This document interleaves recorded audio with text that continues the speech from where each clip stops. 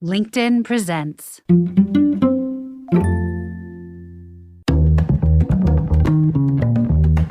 For all of us, it's about predicting where the consumer is going and getting half of it right.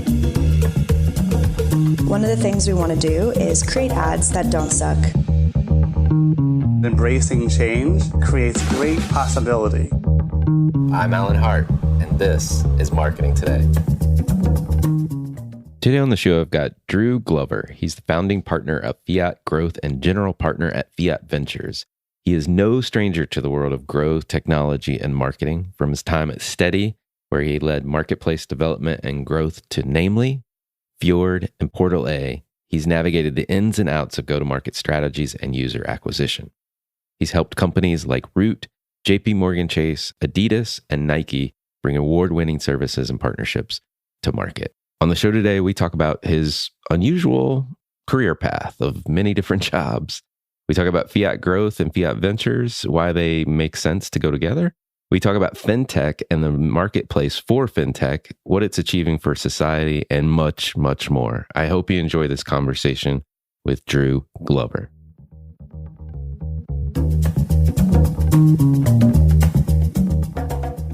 Well, Drew, welcome to the show. Thanks for having me.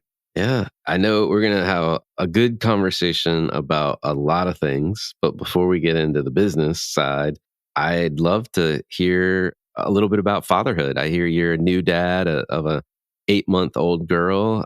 How's it going? Yeah, it's actually been amazing. I had my little daughter, first kid, 8 months ago, and it's been an incredible journey thus far. I'll tell you, there's a couple things that I feel like have really changed my perspective on life.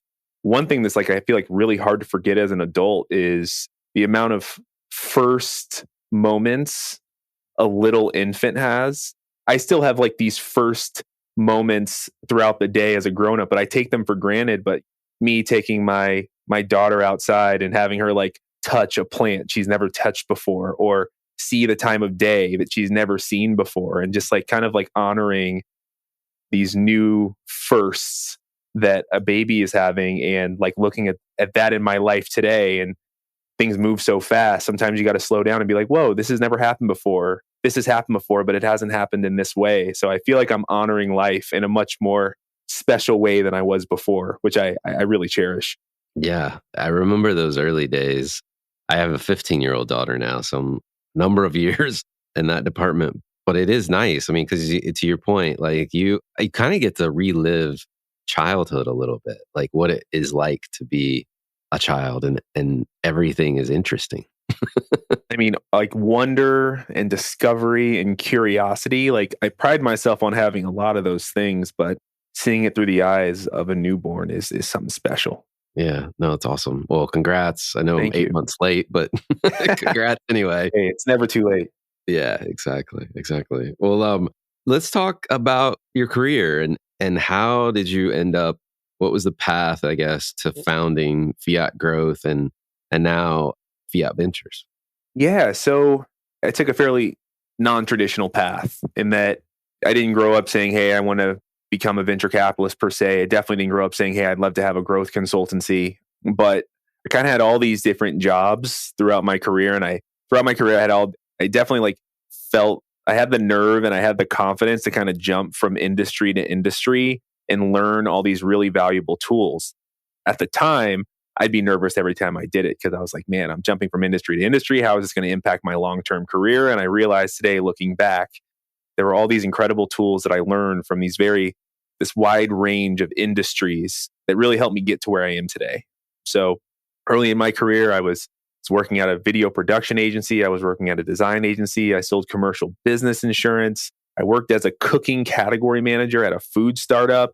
But learning all these different skills and characteristics and how to deal with different folks kind of led me to where I am today. I was lucky enough, my last stop before we founded Fiat Growth was a company called Steady. Steady is a fintech company, still very much alive and thriving, that helps folks in the 1099 world improve their financial health. Myself, my co-founder, Alex Harris, we basically had very similar jobs. Alex was at Chime from Series A to Series D, the large neobank. Basically had this role of business development and growth while I was doing the same thing at Steady. And both of our companies had millions of users, and we had all these other companies that were trying to partner with us to get their product in front of our users. So Alex and myself, we both built a marketplace at Chime and Steady. And this marketplace was basically a recommendation engine to recommend financial products to our users that we thought could improve their financial health. In the process of building out these marketplaces, Alex and I were having, call it 10 to 20 conversations a week at one point with all these companies that we thought were really interesting. Some were great partners, some the timing wasn't right, but we started seeing this opportunity to start working with companies in the fintech space that we thought were basically going to kind of shift how the fintech landscape was going to be built for the foreseeable future. So we actually decided to start co-advising a number of companies together. A little bit of backstory. Alex and I, we went to college together, incredible relationship. So we kind of like already had this like deep relationship and knew how to kind of feed off each other in terms of like building stuff. So we ultimately left our day jobs and had around, call it 13 or 14 clients at the time. You know, they were all paying us whatever they could pay us. We hadn't really turned it into a business yet, but we definitely saw the makings of something special. So we founded Fiat Growth around 4.5 years ago.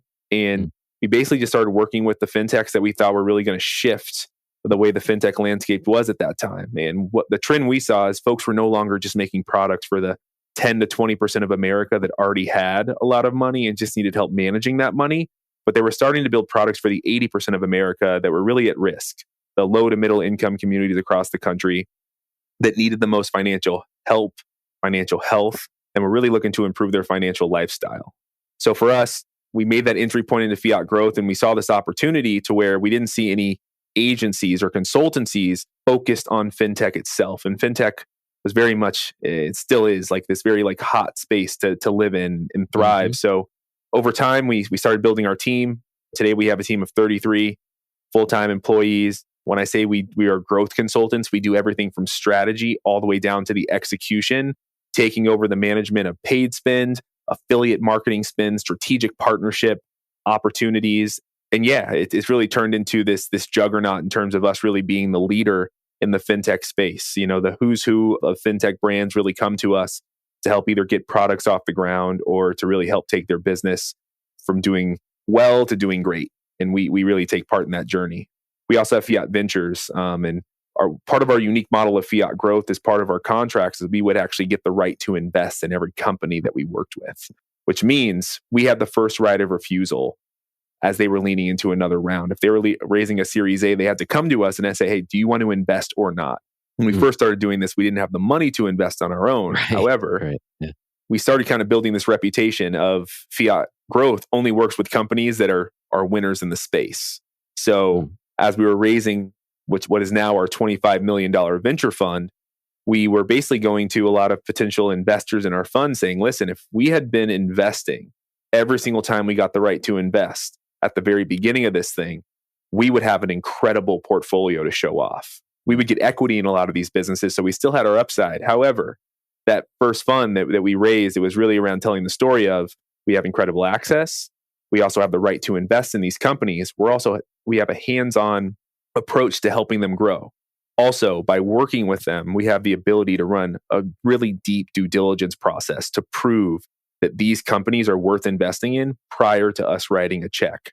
So what Fiat Ventures is today is a $25 million venture fund where the majority of our investments are companies that we worked with previously at Fiat Growth, where if we've worked with them for 3 months or longer, we're typically deciding if we want to invest or not. And based on how that engagement on the Fiat Growth side's going, we're able to make a very smart, very due diligence decision if we want to lean in with an investment or not. I know that was a long story, but there's a lot of moving parts to the Fiat journey. So I wanted to make sure we got it right. Yeah, no, I love it. I love it. And I mean, I want to follow up on a couple items. So one, just what you last said a minute ago is this like notion of access. And frankly, what you just described is like an informational advantage behind your investment strategy, right? Like you're working on the growth drivers of these companies. And so that definitely presents you with a informational advantage that other investors may not have. Just kind of interesting. I wasn't thinking about that when we first talked about this and we got to know each other. But man, that's a huge upside. And to the point of the access that you've got, you know, with all these agreements and the portfolio of companies you've worked with in the past. It must be, I mean, maybe not easy to raise money, but pretty easy. What do you think? Please believe when we first went out to go raise, we thought it could possibly be easy to raise money because we thought our story was so unique and our access was so unique that we could really utilize the power behind that to get a lot of people excited about potentially investing.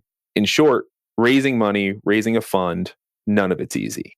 What we thought might take us 6 months to 10 months turned into 16 months to 18 months. Market shift.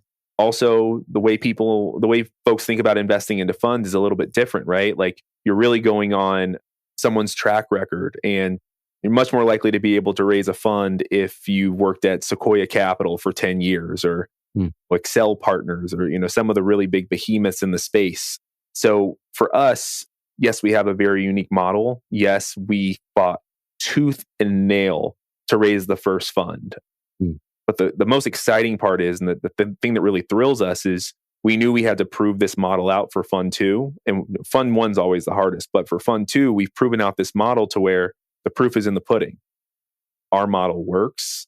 We have some really incredible companies in our ecosystem and in our portfolio list. And so that will make the future rounds and the future fundraises a lot easier. But by no means was it easy. I mean, I'd probably say we had anywhere between call it 700 and 800 calls to where we got today. And some people get it, and some people want to go elsewhere in terms of how they think about spending and investing their money. The last thing I'll say is investing in a fund, it's a 10-year ride. So getting in front of folks that are true long-term investors that believe in our vision and our mission.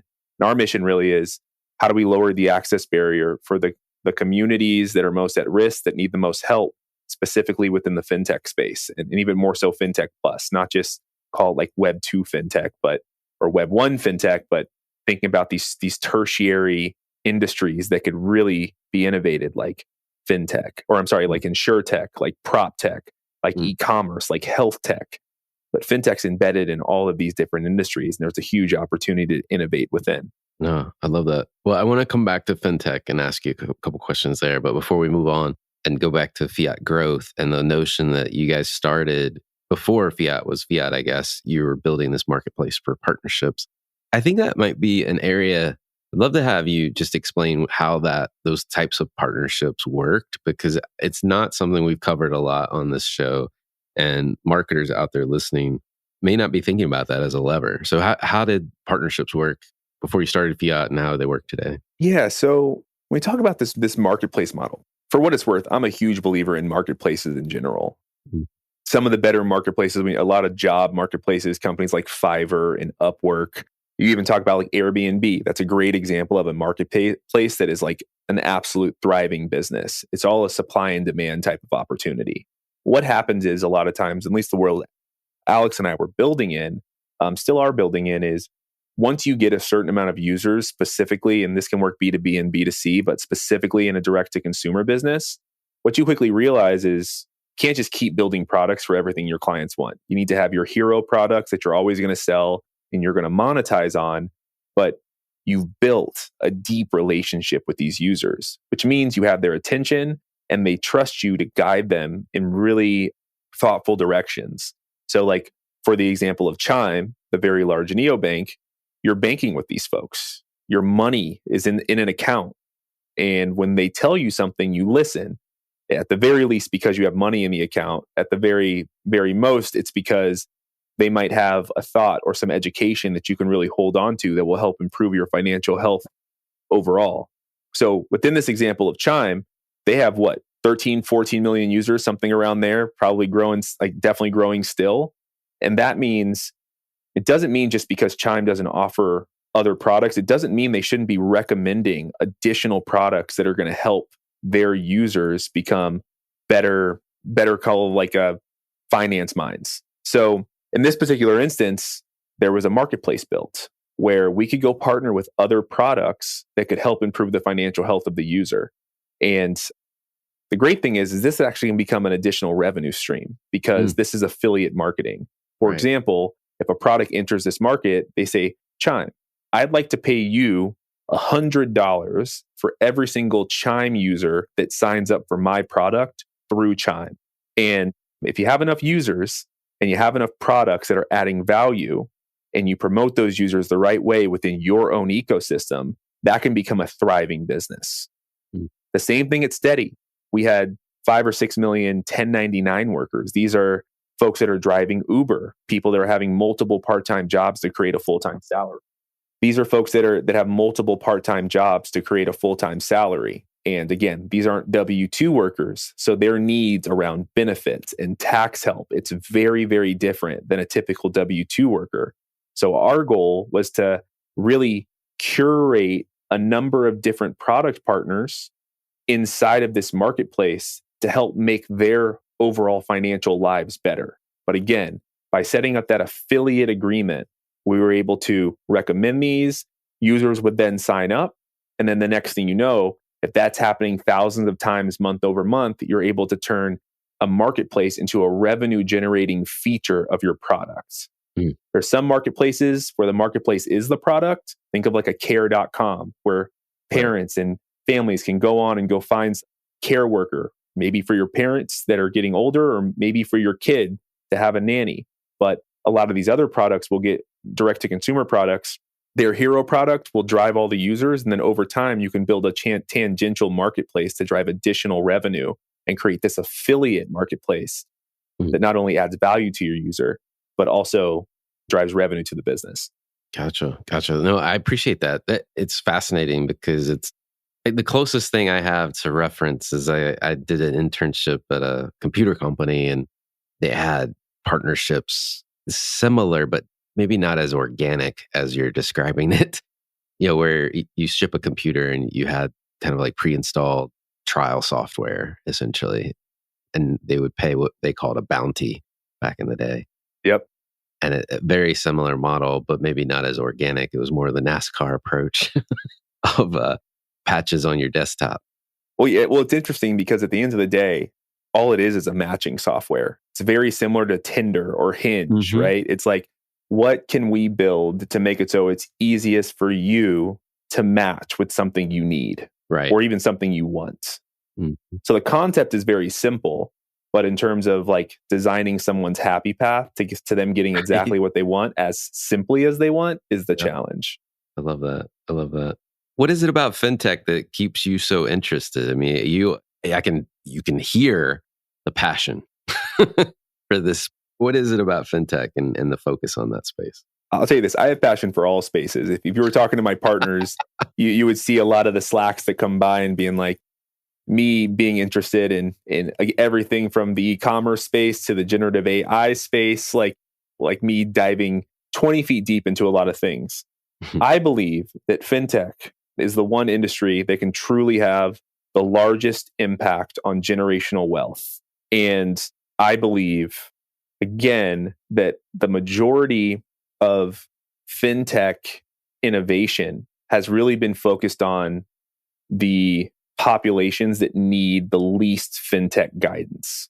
It is, how can I monetize on people that already have money?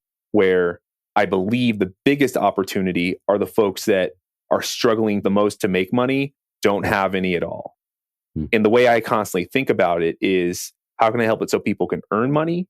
How can I make it so people can save money? And how people can better invest money?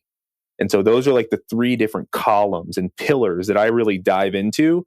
So again, with someone like me in a space like I'm in, where I have exposure to all these different deals, my biggest competition is lack of focus. So I constantly need to have these 3 pillars to think about as a North Star. So when I'm looking at different businesses, again, if I'm looking at generative AI, I'm not just going down the hole of 18 different industries that have nothing to do with my focus. I can say, great, there's this really incredible trend, which is going to make a massive impact on the future of tech. Now, if I talk about earning money, saving money, or investing money, how can I plug this trend and concept into both of those? And what innovation can be gleaned from each one? And so again, I believe that there's a massive impact. I also believe that money is getting younger. And I believe that Gen Z, as they keep getting older, money and finances is going to be deeply embedded in every action they take. You're going to be able to buy stuff with a simple button.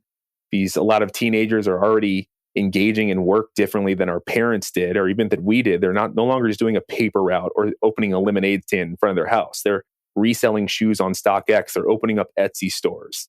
They're building stuff and they have to pay taxes on that. There's all these opportunities to make it so we can deliver finance in a really digestible way that's embedded into people's day-to-day lifestyle, which will make it a lot easier for them to ultimately learn about finances at an earlier age versus like I had to do, and I'm sure like you had to do, which is basically wait till you graduate college where your credit score is already low because you opened up a credit card because someone gave you free pizza and said, get a free pizza if you open up a credit card on campus. Next thing you know, you're in like the 600s of your credit score and you graduate college and you're wondering why you can't go lease a car. Like, I think that world's behind us and there's a huge opportunity to make it so we drive that innovation to the next generation while also trying to help the current one. Yeah. No, I agree. It's fascinating. And I did get my credit card that way. A lot of us did. There's a lot of rules in colleges now of kind of predatory. Yeah, exactly. You can no longer do those type of campaigns. It's truly fascinating. I mean, and one thing you said about fintech earlier, which I've experienced as well, like I had a failed startup that was in the kind of like fintech insurance space. But as you try to unpack some of these other systemic problems, like say health insurance or health payments, at the core of it, it really is all about the money, like, and how the money travels from one player to another player and how that's managed, forecasted, paid out, etc., to impact some objective. So, I mean, the core of solving health insurance problems for US Americans or Americans is going to be probably likely a fintech solution and the masquerading as an insurance solution. I think you just get to this place where it's really all about the money. Like it is the engine that makes business and solutions for communities work, I guess. I think that's 100% true.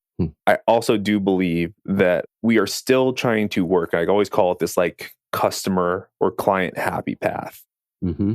Talk about the healthcare industry. You talk about the bureaucracy. You talk about the lack of knowledge you have to even like paying a healthcare bill. Like there's lots of different things that happened within the government, within legislature, within the last 12 months, opening up patient data in a massive way. Like I do believe there's going to be this big opportunity within healthcare for someone to be able to ingest all like healthcare billing data and being able to take that data and make it so anyone, regardless of the bill they get from healthcare, they'll be able to make sure that they're not getting overbilled.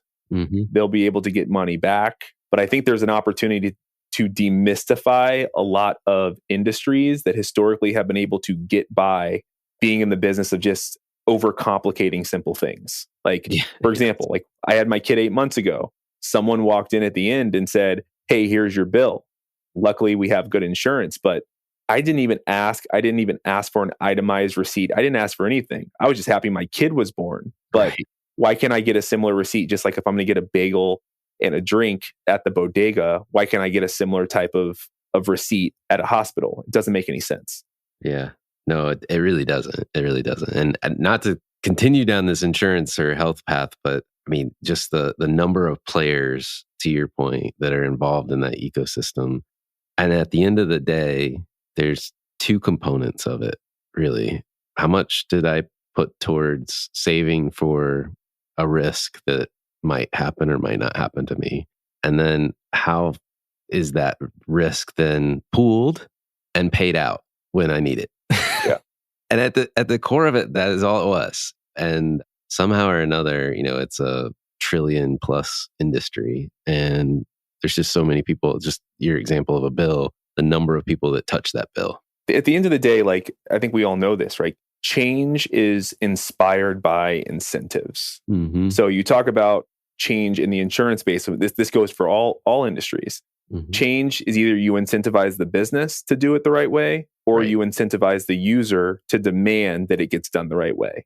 Yes. The question is, as we talk about solving this problem, is obviously for something like healthcare, it's so embedded in bureaucracy and frankly, like government subsidy and so forth, a lot tougher to impact. However, you go to a user and you give them an incentive, and maybe that incentive is simply like, hey, on average, if you go and you just ask your doctor for this additional information, on average will save you an additional $10 or 10% of what you originally paid. That is an incentive for me to go ask a follow-up question. Yeah. But again, it's really tough for industries where historically the model hasn't been the simplest delivery system. You kind of have to walk in and you have to go have that incentive to go ask that follow-up question to make it right. Yeah. Well, let's go back to fintech. And you talked about like this earn, save, invest focus or model, North Star that you focus on. What are some of the trends you're seeing or some of the predictions and that we should be paying attention to within the space? Yeah, I spoke about one a little bit earlier, and it's really around money getting younger. I really do believe that fintech's going to be as embedded as social media is into the day-to-day life of the next generation. And so I also think that that goes hand in hand with this future of work, where work is shifting, as I was talking about earlier. Teens no longer just doing paper routes and opening up lemonade stands, but it really does open up this whole opportunity around healthcare benefits because they're non-W-2 workers, tax services because they're 1099 workers, and it's not just like this invisible thing that gets dealt with because you're a W-2 worker. So I do believe that the gig economy will continue to scale. I think it's scaling beyond just like Uber drivers and DoorDash drivers, but it's scaling into, more of like the upskilled work. That could be someone being a designer, stuff like Upwork and Fiverr and some of these other platforms, but it becoming more table stakes for there to be easy solutions for them to be able to get the services that they need to survive from both an insurance standpoint, from a healthcare standpoint, from a financial standpoint. I also believe that ownership is shifting a bit. And when I say ownership, I mean like access to ownership. Historically, what we've seen is you can only buy a house if you have, a couple $100,000 for a down payment, especially in the Bay Area or some of these other folks, or you can only buy one full stock. And, if Amazon's worth $1,000 a stock, you can't have access to it. But we've already seen some of this happen with like stocks where you can buy fractional stocks. We're seeing worlds where you can buy fractional ownership of houses, of vacation homes, and a monthly dividend based on your ownership of it.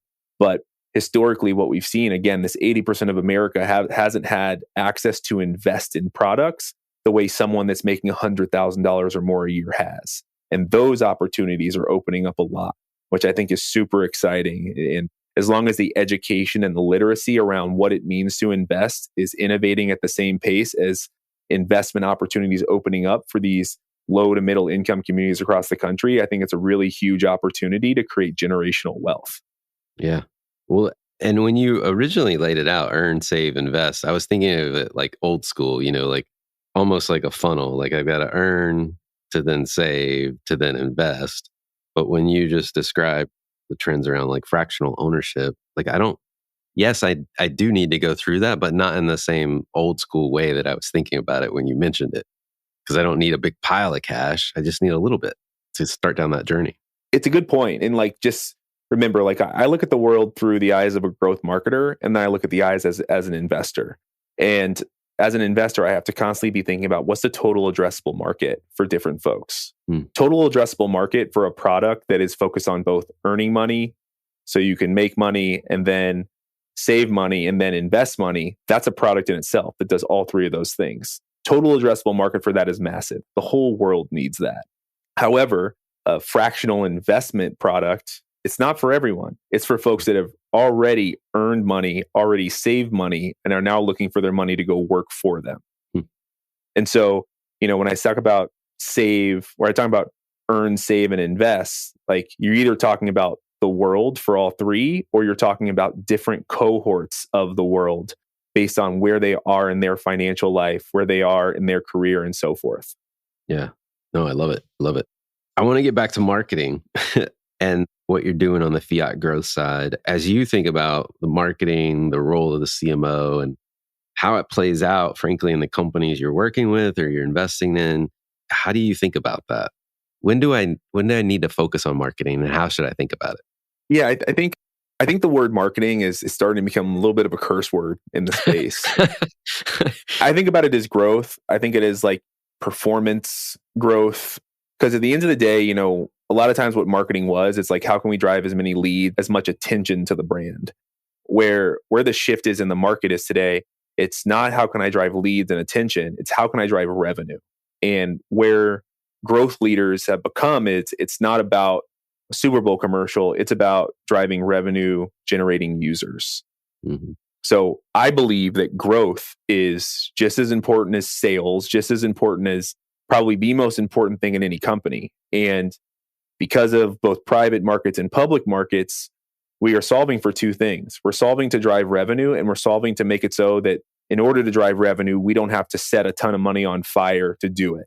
So I believe that some of the best growth leaders I'm a part of, that I know that I've seen do really incredible things with brands, are the ones that are really smart testers. For example, if you're building a go-to-market strategy, and great, you have a thesis, maybe you have a couple different personas that you believe are going to be your ultimate users, like you have to be able to find a way to test, to figure out what's working and what's not working in the most efficient, most cost-effective way, which means you can move as quickly as possible to what's working, to where you can allocate the majority of your budget to where you are driving revenue, generating users in a cost-conscious way.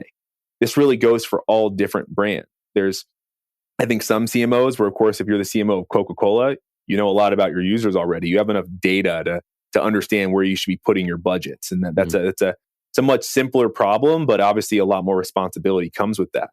But a lot of these private companies that are still trying to figure out product market fit, you have to be a relentless and obsessive tester of everything. There's no bad ideas, right?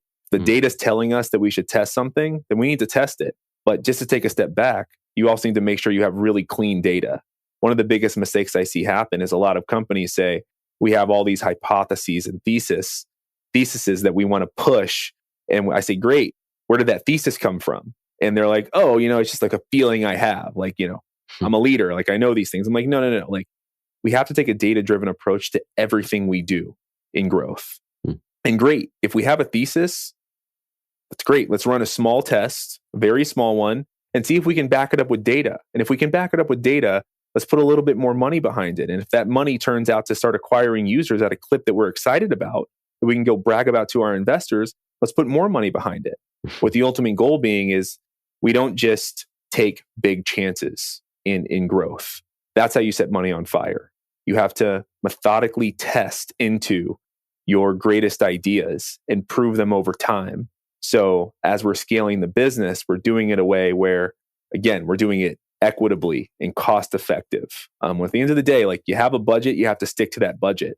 And we have to be able to use that budget in the most innovative way we possibly can. And sometimes that means just test as often and as iterative as possible. Yeah.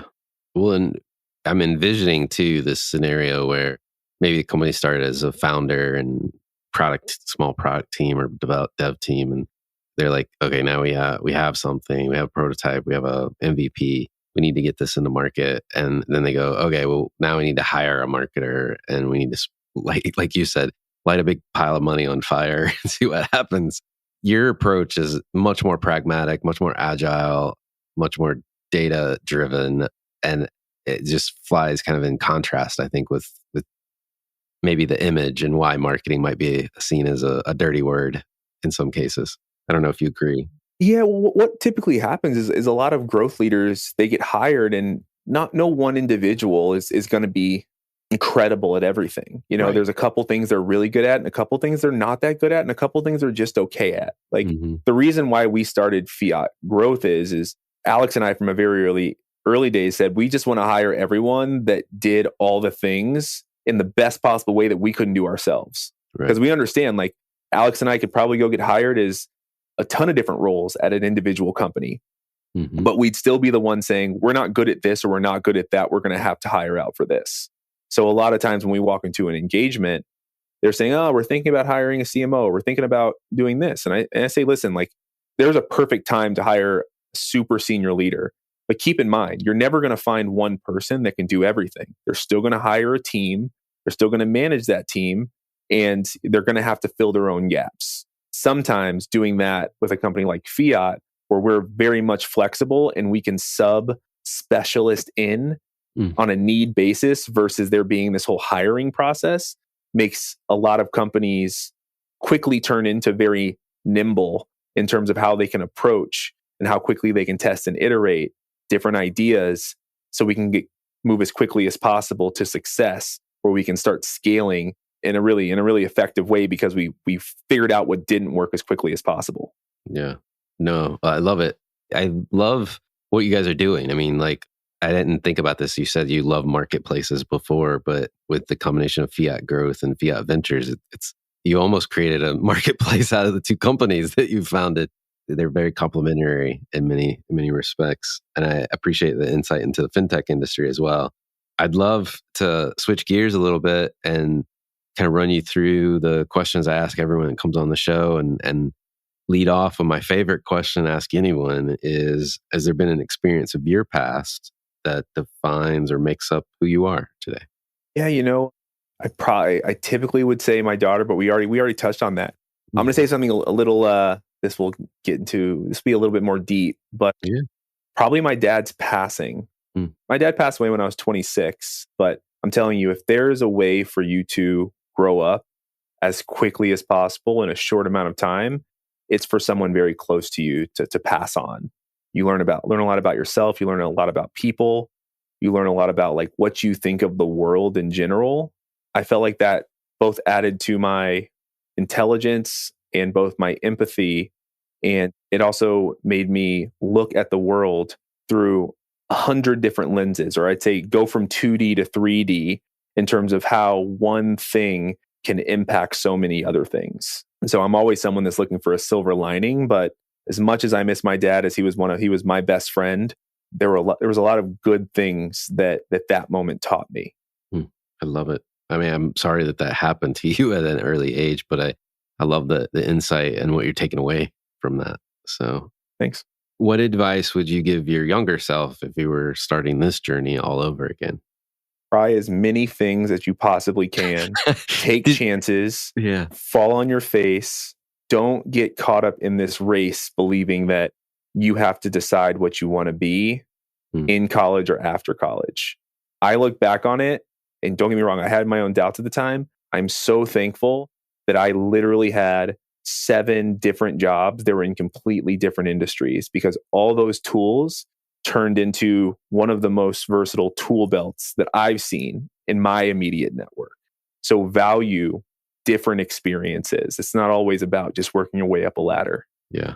No, that's good advice. Good advice. And I laughed at originally because you have had a lot of jobs, but you'd have more if you're doing it all over again. I would do more, man. I would do more. And I think I was just like, I consider myself a risk taker, but like, today naturally, like, because I have so much more to lose, like my risks are much more calculated. But when you're younger, you have this freedom that you don't realize you have until it's too late. Yeah. Yeah. There's many times I wish we could live life backwards. Yeah. Right? Like we're old and feeble and we have to go to the grindstone and earn a living. And then as we get younger, we get to get more free and adventurous and take risks. But we've got the wealth build up, from the earlier days. Yeah. So true. But what is there a topic you think marketers need to be learning more about, or maybe it's something you're just trying to learn more about yourself?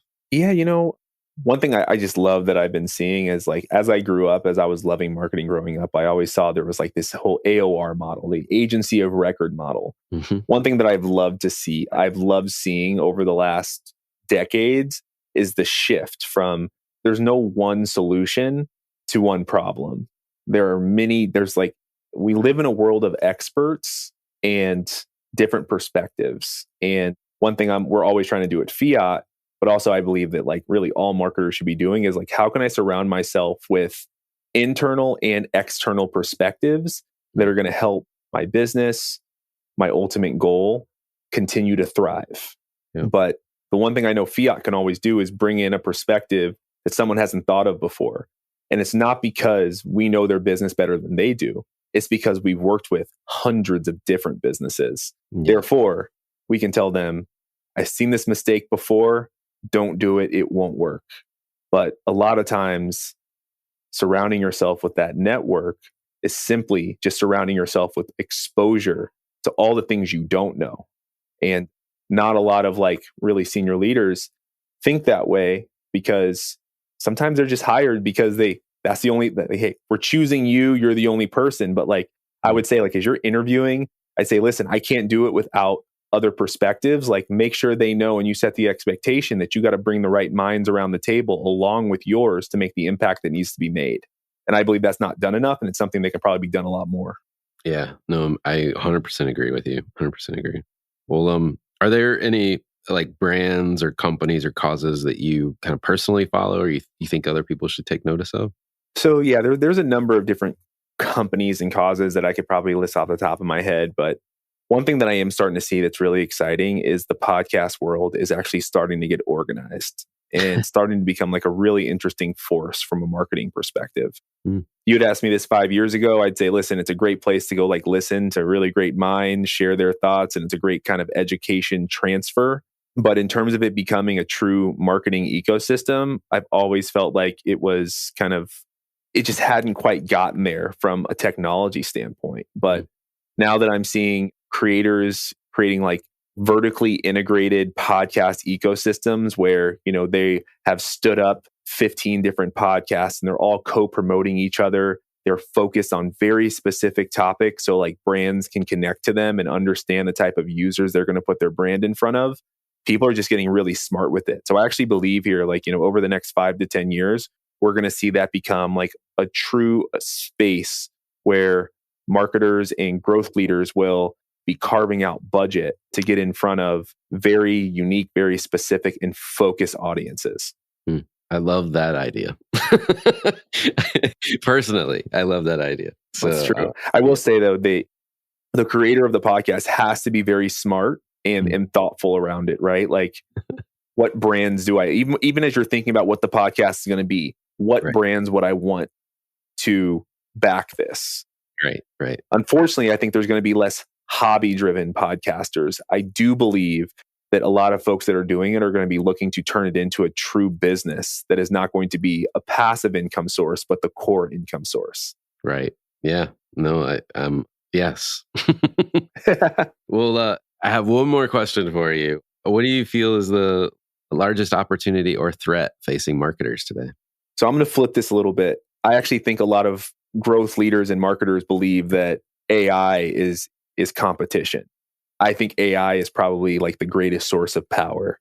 So I would actually implore whoever's listening, accept this technology. It'll make your life easier. And if we spend all of our time worrying about how we can make it benefit us versus how we can fight against it, the quicker we are going to make massive, innovative impacts on this space. Speed to testing, what I was talking about earlier, testing. The quicker you can create the content, the quicker you can test it, the quicker we can find out what works and what doesn't work, therefore getting us to a place where we can start driving revenue sooner. I think right now, or 10 years ago, brands were spending 2 months to churn out one piece of content. Now, a creator or an influencer can do it in 10 seconds. And remember, ship. Very similar to how a lot of entrepreneurs think about, hey, like, product doesn't need to be perfect, let's ship it.